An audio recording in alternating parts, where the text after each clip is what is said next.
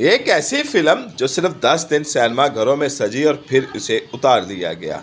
लेकिन film flop हुई थी ना सिनेमा घरों में किसी और फिल्म की नुमाइश होने वाली थी, बल्कि इस फिल्म को अदालती हुक्म की बिना पर सिनेमाओं से हटाया गया था।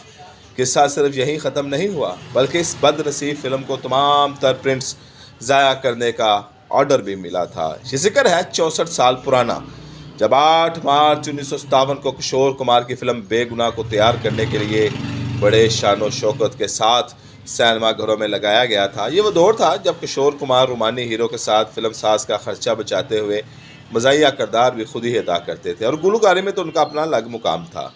फिल्म साज और हदायतकार इस फिक्र में हलकान ना होते कि इनके हीरो पर किसी गुलकार की आवाज़ जचेगी, यानी ये समझे कि किशोर कुमार को साइन करके एक तीर से तीन शिकार कर लिए जाते। इस ख्याल के पेश नज़र हदायतकार नरिंदर सूरी की इस तख्लीक में 3-in-1 किशोर कुमार को मरकजी किरदार में पेश किया गया। हीरोइन के तौर पर शकीला इनकी नींदें चुराती दाई दिखाई रही। हेलन और मदनपुरी कहानी को आगे बढ़ाने के लिए मामन किरदारों में जलवा फरोज हुए। फिल्म में मज़ा, तजस्सुस और म्यूज़िक का तड़का लगाया गया था। शैलेंद्र और हसरत जयपुरी के रस घोलते बोलों को शंकर जयकिशन ने मौसीकी का रंग देकर खूबसूरत और हसीन बना दिया था।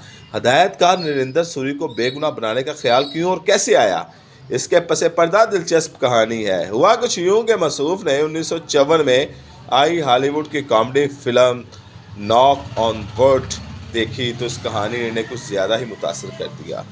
कॉमेडियन डैनी के और माई जिलड्रिन की इस फिल्म में जहां मज़ा था वहीं रोमांस भी और तजस्सुस भी था। इसलिए उन्होंने सोचा कि उन्हें इसे बॉलीवुड की तख्लीक पर हाथ साफ किए जाएं। कॉमेडियन राइटर IS जौहर को फिल्म का टेप थमाकर हुक्म दिया, बस छाप लो इसे और दे दो देसी अंदाज में। यह कोई नई बात नहीं थी। इस ज़माने में भी अगर भारतीय हिदायतकारों को हॉलीवुड की फिल्म पसंद आ जाती तो इसे वो मनोमन कॉपी करने में कतराते नहीं थे।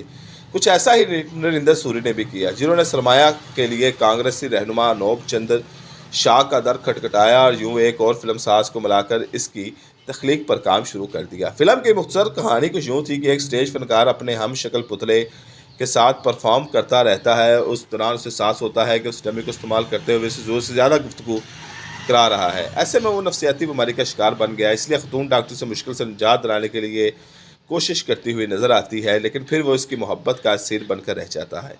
कहानी इसके बाद लेती है नया ड्रामे मोड़, जो फिल्म को और दिलचस्प बना देता है।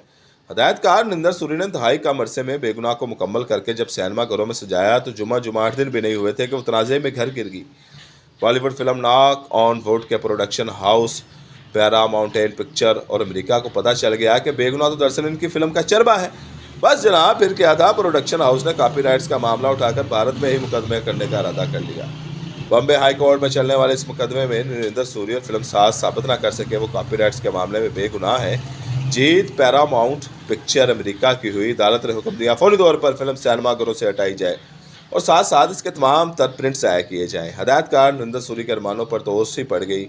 यूँ 10 दिन तक नुमाइश पसीर होने वाली किशोर कुमार की हंसती मुस्कुराती फिल्म बेगुनाह की कहानी अलमी अंदाज में अपने अख्ताम को पहुँची। कुछ 6 दहाई बाद national film archive of India ने गुज़िश्ता बरस दावा किया कि बेगुनाह के कुछ प्रिंट्स मुख्तलिफ मकामात से मिले हैं।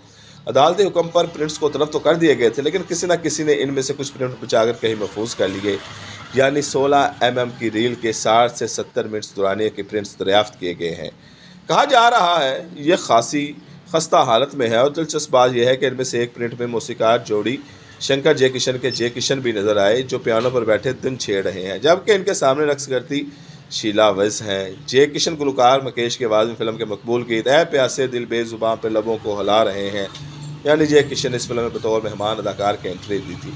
The national film archive of India के मुताबिक वो बम्बे हाई कोर्ट के इस फैसले की कापी हासिल करने में नाकाम रहे हैं, जिसमें बेगुनाह पर पाबंदी और इसके प्रिंट्स तलब करने का हुक्म दिया गया था। मुकदमा बरसों पुराना होने की वजह से अदालत को रिकॉर्ड खंगालने के लिए मज़ीद तफसीलात दरकार हैं, जो national film archive of India देने से कासर है। इसी सिलसिले में पैरामाउंट पिक्चर अमेरिका से भी रब्ता किया गया तो उनके पास फैसले की कापी हो तो रवाना की जाए, लेकिन कामयाबी ना मिले। इरादा तो यह है कि एक बार फिर इस हवाले से अदालती जंग लड़ी जाए, ताकि बेगुनाह के जो भी प्रिंट्स महफूज रह गए हैं इन्हें यकजा करके इनकी नुमाइश का मरहला आसान हो।